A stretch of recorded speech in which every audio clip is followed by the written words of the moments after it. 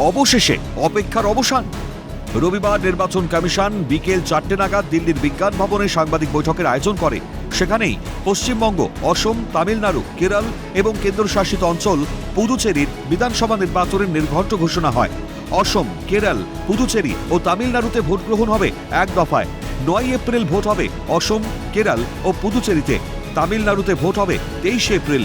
অন্যদিকে পশ্চিমবঙ্গে 2 দফায় ভোট গ্রহণ। 23 এপ্রিল প্রথম দফা এবং 29 এপ্রিল দ্বিতীয় দফায় ভোট হবে। 4 মে হবে ভোট গণনা।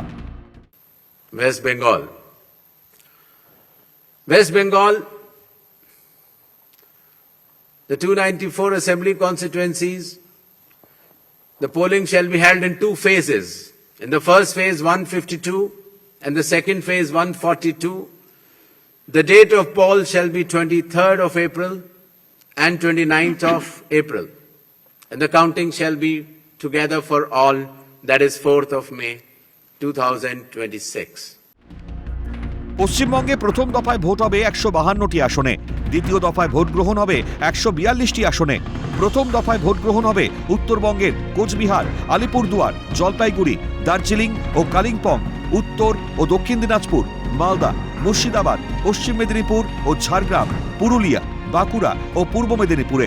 দ্বিতীয় দফায় নদিয়া, উত্তর ও দক্ষিণ 24 পরগনা, কলকাতা, হাওড়া, হুগলি, পূর্ব ও পশ্চিম বর্ধমানে ভোট হবে।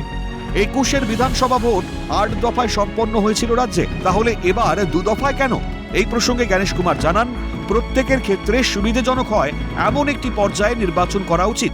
With regards to the West Bengal elections to be held in 2 phases instead of 8 phases earlier, the Commission has held detailed deliberations,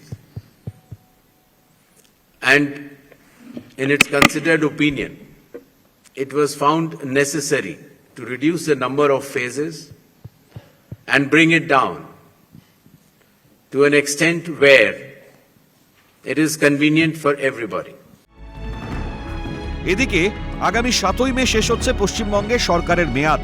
এ রাজ্যে এসআইআর প্রক্রিয়া শুরুর পর 28 ফেব্রুয়ারি পর্যন্ত চূড়ান্ত ভোটারের সংখ্যা 6,44,00,000।